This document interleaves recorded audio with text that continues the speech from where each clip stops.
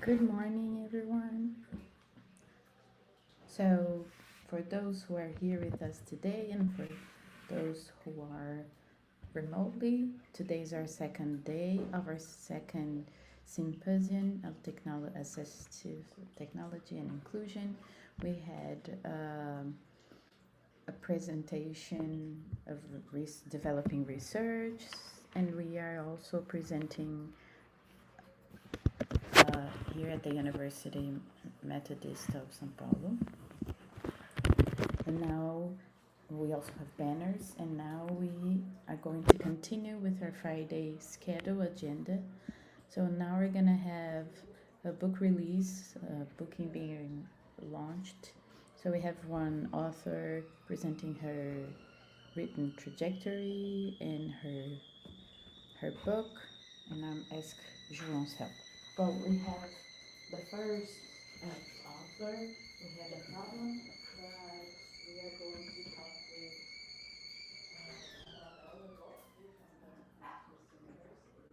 We have a recommendation from all the research programs in education. We have four of them: in education, social communication, religion, and psychology health.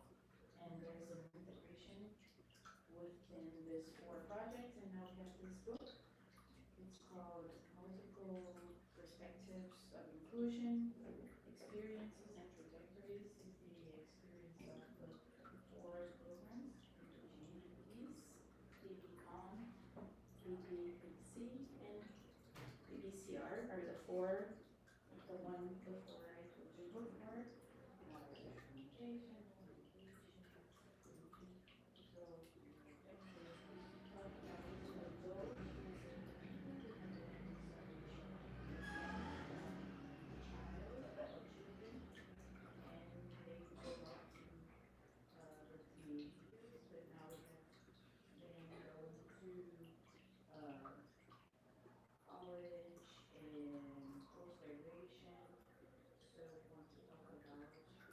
those people from the end of their teenage years and academic trajectory.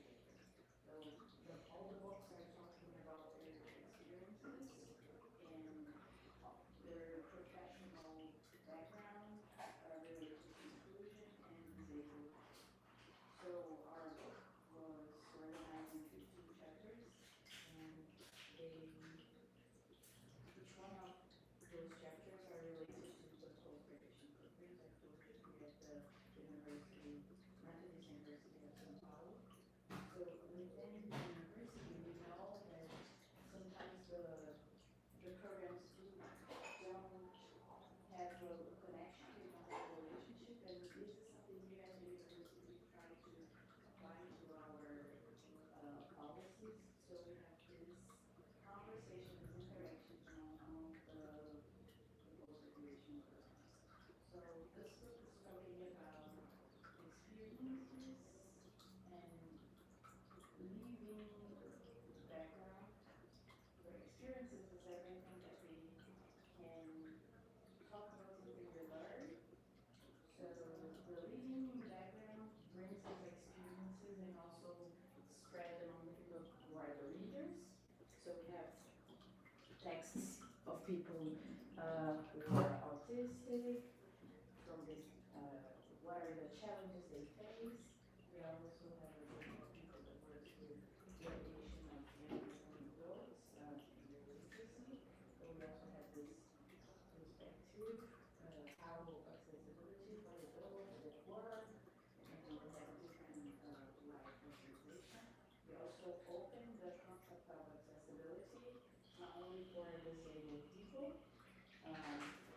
Of course, they are also included in the topic, but we're going to talk about, we talked about every minority, people that are marginalized in the process. So the objective of the book is that it's an ebook, and the link will be forward for everyone in the event in the Methodist University, and there's a perspective of publishing it, a hard copy. So we have this available for everyone and for those who want to have the book.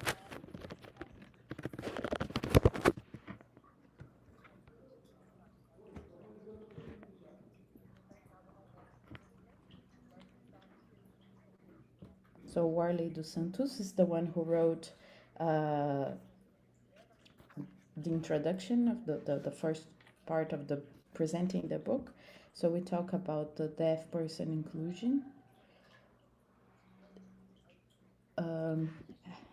So how does the deaf person is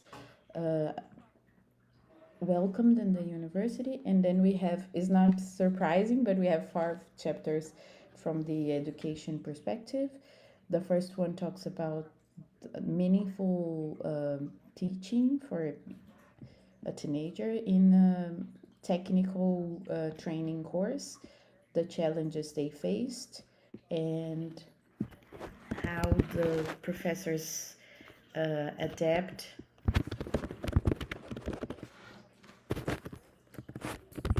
and how. So the second chapter is not only about the inclusion but also accessibility in general.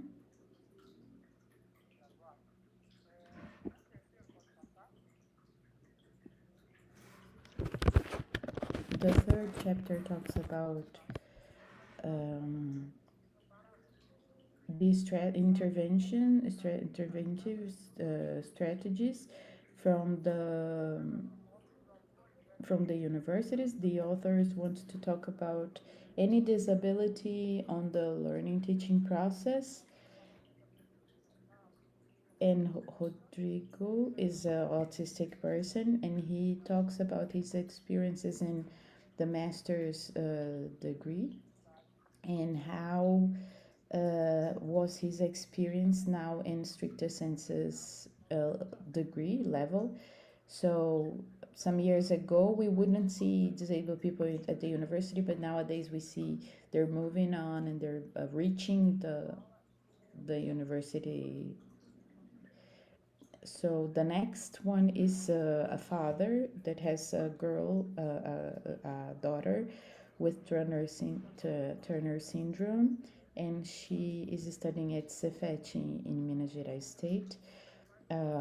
She's studying chemistry and she has a learning disability in math, but she's accomplishing a chemistry study, which is a similar area. One of the things that he brought up in the book is that Cefet, in spite of being a big institution in Minas, they did not have the NAAP, which is the inclusion center.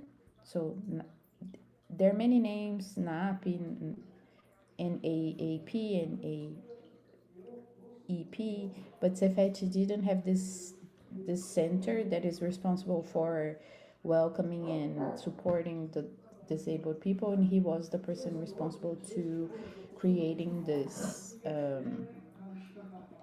this chapter. So me, I'm the seventh person, the seventh chapter, talking about as an autistic person, talk about accessibility here in my master's.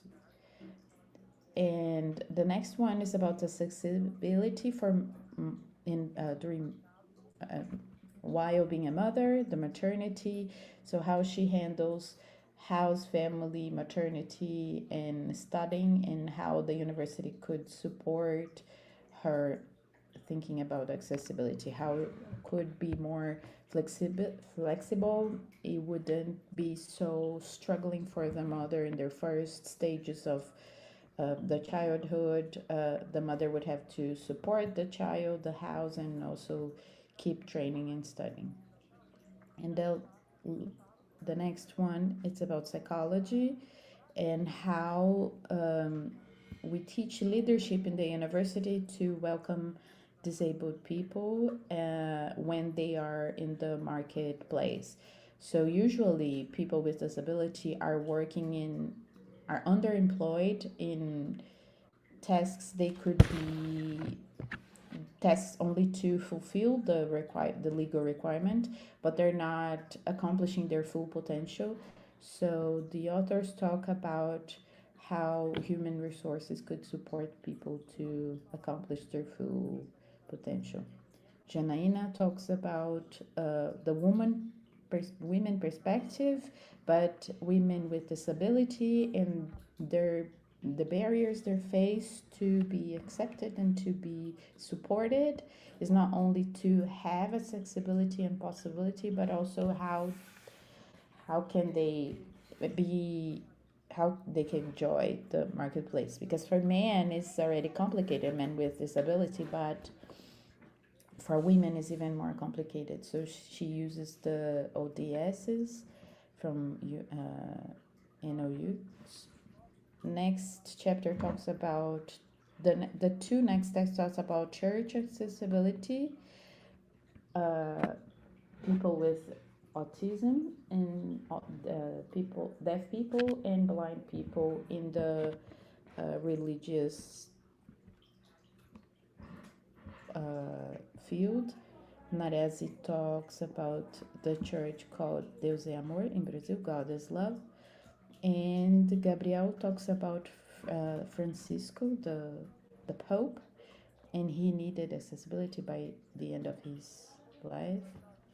Rodrigo talks about normalizing autistic students in the evangelic church and religious environments, because they are not accepted and they need to be normalized, because people have a speech that they accept people with disability, but it's not really acceptance.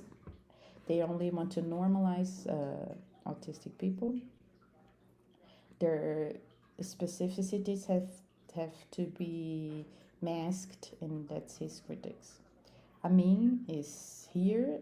If you want to see her, she's hidden back there. She didn't want to be here and in front of the camera, but she talks about a project that we are developing at the church, and how what are what is the empiric work to have accessibility to the Word of God. And we are creating 3D. For example, if there's an animal in the story that needs a lizard that needs to be described, we have it in 3D, or other subjects like a mill, for example, we have a 3D model. And the last one is Diego and Levi. They are talking about 3 cases of people also in the church and negative experiences. Unfortunately, some people want to hide it, but they talk about failed attempt of including autistic people, and a child that was invited to leave the space. So the father would go to the church, and the father would be taking care of. So father and mother would be taking turns to go to the church and not take the kid to the church. As I told you, so the 4 postgraduate programs are the names here and now in the image. We have 1 chapter from PPG-Com, 6 chapters from education, 3 of psychology, and 5 from the religious context. So education and religion are surprisingly, but not the most the right. So we have in Braille also the abstracts. So the blind person can have access to the abstracts and also to the book. The whole book was also translated to audio book, and we used an AI. It's called Speechify, and we fix it before using the AI. And we also have the abstracts in Libras. So it's accessible for deaf people who know Libras. If they don't know Libras, it's not accessible. Only the abstract are translated, because the whole book takes a long time and it's a lot of effort to be ready, and we wouldn't have time to have it ready by now. It's a more complex book, but it would be accessible for people who know Libras and Portuguese. That's that. I hope I didn't use my whole time, but that's that. Thank you. Great. Is that right, Wiley? So there's the QR code for those who are in the room and outside of the room on YouTube. You can take picture. Thank you.